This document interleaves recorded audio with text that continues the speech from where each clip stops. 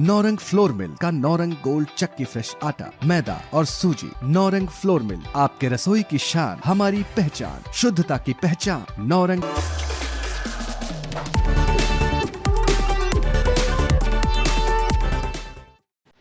वो कहते हैं ना हिंदी में कि मंजिल तो मिल ही जाएगी भटकते भटकते, गुमराह तो वो हैं जो घर से निकले ही नहीं। आज न्यूज़ 81 के खास सेगमेंट शख्सियत में मैं जिस शख्सियत के साथ मौजूद हूँ, उनकी जितनी तारीफ और जितनी लोकप्रियता की बात की जाए उतना कम है। एपेक्स चैम्बर ऑफ कॉमर्स, इसका नाम आपने सुना होगा। इसकी शुरुआत करने वाले भी कपिल चोपड़ा जी हैं। तो सबसे पहले तो सर, न्यूज़ 81 के इस खास सेगमेंट में आपका बहुत बहुत स्वागत है। जर्नी काफ़ी टफ रही। आपके पिताजी पाकिस्तान से हैं, आपका ओरिजिन पाकिस्तान से है। भारत में आकर आपने इतना बड़ा बिजनेस संभाला, आज मल्टीपल बिजनेस आप रन करते हैं। क्या प्रेरणा स्रोत आप किसको मानते हैं? प्रेरणा स्टॉक तो फादर को ही कहेंगे। फादर ने स्टार्ट किया था बिजनेस तो actually, but it was a preliminary stage. उसी से बढ़ के हम खुद ब खुद लोगों से जब मिलते गए तो लोग कारवां बढ़ता चला गया और बिजनेस डाइवर्सिफिकेशन करते गए टाइम टू टाइम। लेकिन एक लगन थी कि आगे बढ़ना है, बस कंटिन्यूटी वही मेंटेन रखी। फैमिली में बिजनेस का कोई आइडियल था या आपने ये शुरुआत करी, इतने सालों तक आपने इसमें काबिज रहे, इसके पीछे क्या वजह थी? किसका बैक हैंड सपोर्ट था? बैक एंड सपोर्ट मैंने कहा ना, फादर और अंकल जी थे जिन्होंने बिजनेस स्टार्ट किया था, वहीं से गाइडेंस ली। बाकी गाइडेंस लेते रहे। बाकी जब एक्टिविटीज़ में आए, नारायण इंडस्ट्रियल एरिया का मैं प्रेसिडेंट बना जब 94 में, तब फेडरेशन का प्रेसिडेंट बना। मेरे सामने जब हमारे सामने दिल्ली में पोल्यूशन लेवल बढ़ा, सुप्रीम कोर्ट में केस चला, आईजीएल हमारे सामने बनाई गई, तो उसी से प्रेरित हो के हमने कहा कि आईजीएल जब इतनी सक्सेसफुल है तो why not nearby areas में भी, ये स्टेटों में भी ये पोल्यूशन कम हो सकता है।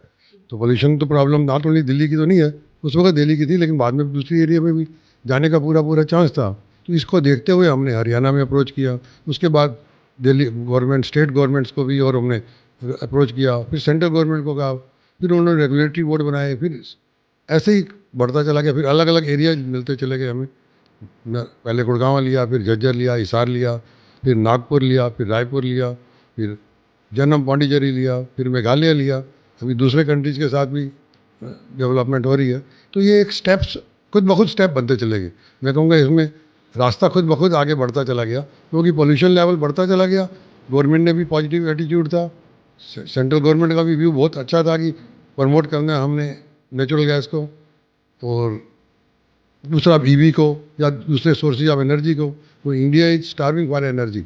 इंडिया में एनर्जी ना ऑयल है, ना डीजल है, ना पेट्रोल है, ना गैस है, सभी चीज़ की शॉर्टेज है। तो सबको देखते हुए तो गवर्नमेंट अल्टरनेटिव फ्यूल एनर्जीज पे, रिन्यूएबल एनर्जी पे ज़्यादा जोर दे रही है, और उसी में हम डाइवर्सिफाई करते जा रहे हैं। जर्नी आपकी काफ़ी कॉन्क्रीट रही है सर, लेकिन जब शुरुआती दौर था, जब व्यवसाय की शुरुआत की थी, जब एक थॉट प्रोसेस के साथ आप इस राह में चलने के लिए आगे बढ़े थे, तब किस तरीके की दिक्कतें आपने झेली? कि स्टार्टिंग में तो लाइसेंस राज बहुत था, 80s में 70s में। तो लाइसेंस राज की वजह से काफ़ी परेशानियाँ आती थी। तो धीरे धीरे 90s के बाद लाइसेंस राज ख़त्म हुआ। टैक्सीज भी हाई थे उन दिनों। उसके बाद दिल्ली की प्रॉब्लम अलग शुरू हो गई। दिल्ली में पोल्यूशन लेवल की प्रॉब्लम आनी शुरू हो गई। दिल्ली में वेजेस बढ़ने चले गए, चढ़ते गए। दिल्ली में इलेक्ट्रिसिटी वाटर टैरिफ हो गया। 70s में इंडस्ट्री को प्रमोट किया जाता था दिल्ली में। 90s आते आते दिल्ली बल्कि 2000 आते आते दिल्ली को इंडस्ट्री से भगाने की कोशिश हो रही है इनडायरेक्टली मतलब ऐसे नॉर्म्स। फिर हमने भी कोशिश की, एक एक्स्ट्रा यूनिट गुड़गांव में लगाया या एक इधर उत्तरांचल में लगाया। तो ये सारी कोशिशें थी कि दिल्ली से इंडस्ट्री बाहर जाने लग गई वक्त के साथ।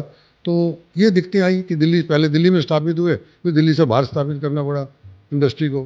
फिर जब पोल्यूशन की वजह से दिल्ली से इंडस्ट्री जा रही थी, तो हमने सोचा कि अपने सामने ही गैस बिजनेस में उतर गए, नेचुरल गैस में। फिर हम गैस की पहले अप्लाइंस फरीदाबाद में बनानी शुरू की थी। फिर हमने गैस का ही डिस्ट्रीब्यूशन लेना शुरू किया। पहले गैस की किट बनाई, सीएनजी किट, एलपीजी किट। तो फिर मतलब खुद ब खुद रास्ता नजर आ जाता है। एक काम करते हो जब आप, तो आप देखते हो दूसरे में स्कोप है, तो आप खुद ही उस लाइन में चढ़ पड़ते हो। बाकी आपकी लगन और कंटिन्यूटी रहती है तो सक्सेस मिलती है। बेंटेक्स आज एक बहुत बड़ा नाम है, एक बहुत बड़ा ब्रांड बन चुका है। इस नाम को सेलेक्ट करने की, इस नाम को जो है अपने कंपनी बनाने के पीछे क्या कुछ वजह रही? ये नाम ही क्यों रखा? नाम बेंटेक्स क्यों रखा, ये तो ऐसा कुछ खास नहीं था वेंटेक्स में, एक इंग्लिश नाम उन दिनों लोगों को ज़्यादा अपील करता था, तो आप ये सोच सकते हैं। और वेंटेक्स कोई भी EX करके कुछ रखना है तो उससे ही एक नाम चुना गया था उन दिनों। 70s की बात, 60s की बात है, mid-60s की। तो उन दिनों कोई था भी, India use to import everything, सब चीज़ें इंपोर्ट होती थी उन दिनों। तो हमने जब बनाने की कोशिश की थी तब इलेक्ट्रिकल स्टार्टर स्विच गियर जो थे वो इंपोर्ट हुआ करते थे, इंपोर्ट होके दुकानों में बिकते थे। तो हमने पहले बनाने की कोशिश की, तो जब कुछ नाम इंग्लिश की रखना था क्योंकि लोगों को लगे कि ये belongs to some western country है ना। आज हर एक शख्स की ज़ुबान पर एपेक्स चैम्बर ऑफ कॉमर्स है, लेकिन इसकी शुरुआत ही आपने करी थी और सालों से आप आज भी इसके साथ जुड़े हुए हैं।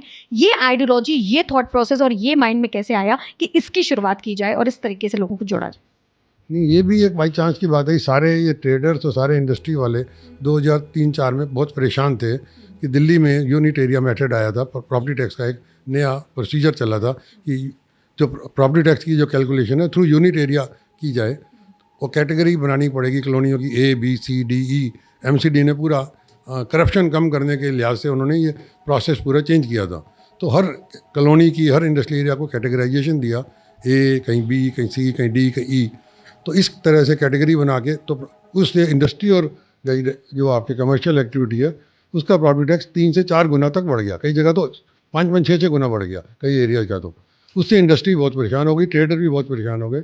सारे ट्रेडर्स वहाँ सदर बाज़ार के, कश्मीरी गेट के सारे लोग, ये प्रवीण खंडेलवाल जी, सब लोग इकट्ठे होके यहाँ पर हमारे नारायणा में आए। नारायणा में हमारा ऑफिस है, तो ऑफिस में 50-100 जिनों की बैठ सकते हैं, तो बड़ा कॉर्पोरेट ऑफिस है। तो उसमें सारे जिन्हें आ गए, सारे आगे कहने लगे जी हम एक कमेटी बनाते हैं, प्रॉपर्टी टैक्स एक्शन कमेटी, और जिससे आप हम उसके कन्वीनर बनो। मुझे कहा आप चेयरमैन बनो और आप कमेटी को होल्ड करो। उस वक्त मैं फेडसिया का प्रेसिडेंट था और नारायणा का भी था। तो उन्होंने कहा कि, तो उन्होंने सब ने मिल के 5-10 हज़ार रुपये कहा कि हम देते हैं और एक अकाउंट खोलते हैं, 4 आदमी अकाउंट खोलेंगे, 4 आदमी ऑपरेट करेंगे अकाउंट्स को। तो 5-10 लाख रुपये इकट्ठा हुआ होगा कुछ, तो उस पर तो उन्होंने कहा कि हम इसमें बैनर लगाएंगे, बैनर तले करेंगे। तो सब बैनर बोर्ड लगवाए मैंने, लेकिन उन पर उस पैसे को यूज नहीं किया, अपनी तरफ से ही लगवाता चला गया, बैनर भी, बोर्ड्स भी और पम्फलेट्स भी। और फिर एक दिन दिल्ली बंद का मैंने आह्वान किया, तो दिल्ली बंद में सबको रामलीला मैदान में बुलाया गया। मैंने रामलीला मैदान बुक कर लिया और सबको कहा कि आप अपनी इंडस्ट्री में एक दिन बंद करके अपने वर्कर्स को भी साथ लेके, वर्कर्स को रिफ्रेशमेंट वगैरह दे देंगे हम, आप सिर्फ उनको एक दिन की सैलरी जरूर देना। तो इससे 50,000 आदमी वहाँ इकट्ठा हो गया रामलीला मैदान में। तो जब 50,000 आदमी रामलीला मैदान आए प्रॉपर्टी टैक्स के तले, तो नेचुरली उस वक्त सारे लोग, सारे पॉलिटिशियन थोड़ा सा हिल गए। तो इंडस्ट्री भी बंद हो गई, पेपरों में भी आ गया इंडस्ट्री बंद हो गई। तो वहाँ से टाउन हॉल तक एक जुलूस निकाला गया प्रॉपरली। उन्होंने सिर्फ यही प्रॉपर्टी टैक्स के बारे में ही बात की, कोई पॉलिटिकल नहीं, टोटल नॉन पॉलिटिकल, सिर्फ इंडस्ट्री को और ट्रेड को बचाने की बात हो रही थी। तो ट्रेड और इंडस्ट्री ज्वाइन कर लिया था एक साथ। तो उससे हमारी बातें मानी गई। सारी इंडस्ट्री एरिया जो उन्होंने जी कैटेगरी में करवाया, हमने, हमारी बात मान ली गई। उसके बाद PhD और फिक्की वगैरह वालों ने, कईयों ने अप्रोच किया, बट सभी लोगों ने कहा कि चैम्बर अपना, दिल्ली का एक अलग से चैम्बर होना चाहिए। उन्होंने फिर एपेक्स चैम्बर की स्थापना की। सब लोगों का अपना ही विचार था, जो लोगों ने साथ दिया था, why we should have our own chamber, why to have a मतलब डिवीजन इन PhD या फिक्की। उस दिन से चैम्बर काफ़ी काम कर रहा है। चैम्बर का हर बार इलेक्शंस होते हैं और चैम्बर नॉमिनेट होता है, प्रेसिडेंट को नॉमिनेट कर देते, सिलेक्ट होता है, फिर प्रेसिडेंट नॉमिनेट करता है अपनी कमेटी को। एंड हमारा अभी भी, चाहे वो उसके बाद आप गवर्नमेंट आ गई, जहाँ सेंटर का या स्टेट का जो भी इश्यूज होती हैं, दिल्ली की मिनिमम वेज का इशू है, इलेक्ट्रिसिटी का रेट है, टैरिफ, वाटर का टैरिफ है, वाटर बोरिंग है, कई केसेज है जो हमने थ्रू मिल के सॉल्व किए। नहीं तो हमने कोर्टों में जाके कोर्ट से आर्डर लिए, कोर्ट से अपने फेवर में आर्डर लेके हमने इंडस्ट्री के फायदे बेनिफिट के लिए काम कर रहे हैं। और इंडस्ट्री के लिए जो कुछ भी हो सकता है, दिल्ली की इंडस्ट्री के लिए चैम्बर काफ़ी अच्छा काम कर रहा है। और आई एम श्योर कि चैम्बर बीच में हमारे काफ़ी अच्छे अच्छे मेंबर हैं। इवन आप समझेंगे टाइम्स, काफ़ी कॉर्पोरेट मेंबर भी हैं, जिसमें टाइम्स ऑफ इंडिया भी है, ताज होटल्स भी हैं, रेडिसन होटल्स भी हैं। ये सब हमारे चैम्बर के मेंबर्स हैं। अपने अपने काफ़ी कॉर्पोरेट मेंबर भी हैं, इंडिविजुअल मेंबर हैं, और कम से कम अराउंड 70 तो इंडस्ट्रियल एसोसिएशन है सारे इंडस्ट्रियल एरियाज़ की। तो इनडायरेक्टली सारी इंडस्ट्री दिल्ली की हमारी मेंबर है। बिल्कुल, बहुत बेहतरीन इनिशिएटिव था। लेकिन आप इसके साथ ही साथ आपकी कार्यकुशलता, कार्यशैली और लीडरशिप क्वालिटी की बहुत ज़्यादा लोग तारीफ़ करते हैं। लोग उस आपको आपकी इस क्वालिटी के लिए आपको सबसे ज़्यादा जानते हैं। यहाँ इस तरीके की क्वालिटीज़ को डेवलप करने के लिए एज़ अ बिज़नेसमैन आपके इंस्पिरेशन कौन? इंस्पिरेशन कौन रहा है तो मैं किसी पर्टिकुलर का नाम तो नहीं दे सकते। डिफरेंट फील्ड में डिफरेंट ऑब्जर्वेशंस होती हैं। तो अब बेसिकली ये तो आपकी हमारी अपनी नेचर होती है कि जो हमें पसंद है। मेरा शुरू से ही एक सोशल एक्टिविटीज़ में, सोशल फील्ड में जाने का इंटरेस्ट रहा है शुरू से ही। चाहे नारायणा एसोसिएशन में, चाहे मैं कॉलेज में था तब भी, कॉलेज में भी मैंने ट्रिपल ई एसोसिएशन बनाई, इलेक्ट्रिकल इलेक्ट्रॉनिक, वहाँ भी पंजाबी कल्चरल एसोसिएशन बनाई, ऐसे वहाँ भी अपने लेवल पे। फिर उसके बाद नारायणा में भी। तो एक साथ साथ अपने आप को लाइफ में एज ए इंडस्ट्रियलिस्ट जानना और एज ए सोशल वर्कर जानना मैं ज़्यादा प्रेफर करूँगा, more than the industry. I will like to contribute to the society more. I will like that कि मेरे को लोग as a social worker remember करें, नॉट एज ए इंडस्ट्रियलिस्ट। कभी कोई जानता भी है तो वो एक फेवर है कि इंडस्ट्री में भी सीरियस होने से लक फेवर करता चला गया और इट इज़ डूइंग वेल। व्यवसाय जगत में आप सालों से जो है काम कर रहे हैं, बारीकियों को देखा है, व्यवसाय में प्रॉफिट लॉस सब कुछ होता रहता है। ऐसे में क्या कुछ रेवोल्यूशन आया है पिछले कुछ सालों में इंडस्ट्री के रिगार्डिंग में, अगर मैं पूछूं कॉन्टेक्स्ट में, या फिर जो है बिजनेस के रिगार्डिंग में अगर देखा जाए, तो किस तरीके की लोगों की डिमांड्स, परचेज और मैन्युफैक्चरिंग की किस तरीके के रेवोल्यूशंस देखने को मिले सर? चेंजेस तो काफ़ी आए हैं। 70s से चेंजेस, 70s 80s के पहले तो कंप्यूटर ही नहीं थे, फिर कंप्यूटर्स आए, फिर अकाउंटिंग आई, फिर कितने एप्लीकेशन आई, ईआरपी, सैप, क्वालिटी स्टैंडर्ड्स आए, ऑटोमेशन आई। No doubt about it, China से कम्पीट करना। पहले कस्टम ड्यूटी बहुत होती थी, टैक्सी बहुत होते थे। अब इनकम टैक्स कम हो गए, कस्टम ड्यूटी कम हो गई। We have to compete with the Chinese company also, different Chinese को ताइवानी, डिफरेंट वर्ल्ड वाइड कॉम्पिटिशन हो गया। तो naturally you have to be more competitive to remain in the industry, there no doubt about it. तो उससे उन्हीं से ही सीख के आदमी, उन्हीं के, हमारी कोशिश यही होती है कि अपने पास जो इंटरव्यू के लिए हम बुलाते हैं, अपनी किसी भी फील्ड में, कोई भी फील्ड में जाना होता है, तो उसी इंटरव्यू जिससे इसका इंटरव्यू लेते हैं उन्हीं से सीखते हैं। उन्हीं से सीख के आप उन्हीं से ही उन्हीं को फिर गाइड करते हैं। तो दिस इज बेसिकली, अब टेक्निकली हम उतने स्ट्रांग नहीं भी रह पाए, लेकिन वो हमारे लोग ही हमें सिखाते हैं और फिर हम उन्हीं से सीख के उनको एक डायरेक्शन दी जाती है और उससे luckily things are moving in a right direction. As a person, अभी आपने कुछ देर पहले बोला you want to serve society, तो आप हमारी जो न्यूज़ 81 और यंग भारत की जो है अंगदान, जीवन दान, महादान, इस मुहिम को किस तरीके से देखते हैं? क्योंकि लाखों लोग ऑर्गेन फेल्योर और ऑर्गेन डोनर सही समय पे ना मिल पाने की वजह से दम तोड़ रहे हैं सर। इस मुहिम को आप किस तरह से देखते? मैंने 2000 से ही एक चैरिटेबल ट्रस्ट शुरू किया था, जब थोड़ा स्टैंडिंग हो गई थी। तो एक चैरिटेबल ट्रस्ट है, उसमें हम 400-500 स्कूल ड्रॉपआउट्स बच्चे लेके उनको ट्रेनिंग देते हैं डिफरेंट कोर्सेज में। उसका द्वारका सेक्टर 22 में सेंटर खोला हुआ है, 1000 गज का हमने 4 स्टोरी बनाकर। और भी उसके सेंटर खोले हुए हैं हमने 3-4 अलग अलग जगहों पे, दिल्ली में और एक बॉम्बे में भी एक। हम दिल्ली के सेंटर्स में डिफरेंट बच्चों को एजुकेशनल ट्रेनिंग देते हैं, स्कूल ड्रॉपआउट्स लेके उनको, जैसे इलेक्ट्रिकल इंजीनियरिंग सिखाई, या उनको ड्राइविंग सिखाई, या उनको कार मैकेनिक, या डॉल मेकिंग, या इवन लड़कों को, लड़कियां हैं कुछ, उसमें उनको हमने ड्रेस डिजाइनिंग और वो सिखाते हैं, ब्यूटिशियन का कोर्सेज।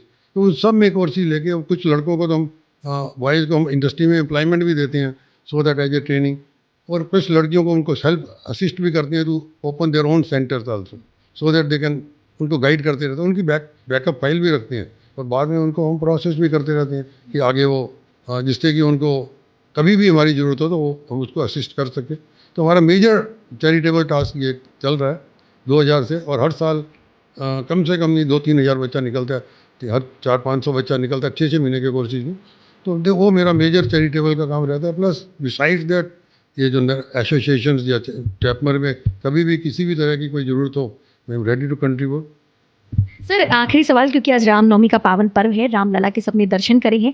भारत में राम जी का जो रामलला के कपाट बने हैं, इस तरीके से मंदिर का निर्माण हुआ है, इस जीत को किस तरीके से? रामनवमी का मंदिर बना है, राम मंदिर तो बहुत अच्छा है ही है। Naturally we are celebrating after 500 साल के बाद हमारे को आज सूर्य तिलक लगाया राम मंदिर का, तो राम अयोध्या का। तो दिस इज नेचुरली हमारे लिए एक बहुत ही गर्व की बात है, इसमें कोई दो राय है ही नहीं। तो इसमें तो सभी हिंदू, क्या मेरे क्या सभी धर्म के लोग इसका स्वागत करते होंगे, हिंदू थोड़ा ज़्यादा करेंगे, बट उनके लिए तो एक बहुत ही खुशखबरी की बात है, खुश की बात है। तो नेचुरली ये बहुत ही प्राउड की बात है, इसमें कोई मतलब व्याख्यान की ज़्यादा जरूरत ही नहीं है, नथिंग होना। बहुत बहुत धन्यवाद सर अपना वक्त देने के लिए। तो न्यूज़ 81 के खास सेगमेंट शख्सियत में आज हमारे साथ कपिल चोपड़ा जी थे, जिनकी जर्नी काफ़ी कॉन्क्रीट, काफ़ी माइलस्टोन और काफ़ी ज़्यादा उतार चढ़ाव से गुजरी है। और उम्मीद करती हूँ आपको ये एक्सक्लूसिव इंटरव्यू पसंद आया होगा। कैमरामैन गौतम के साथ मैं आकांक्षा मिश्रा, न्यूज़ 81।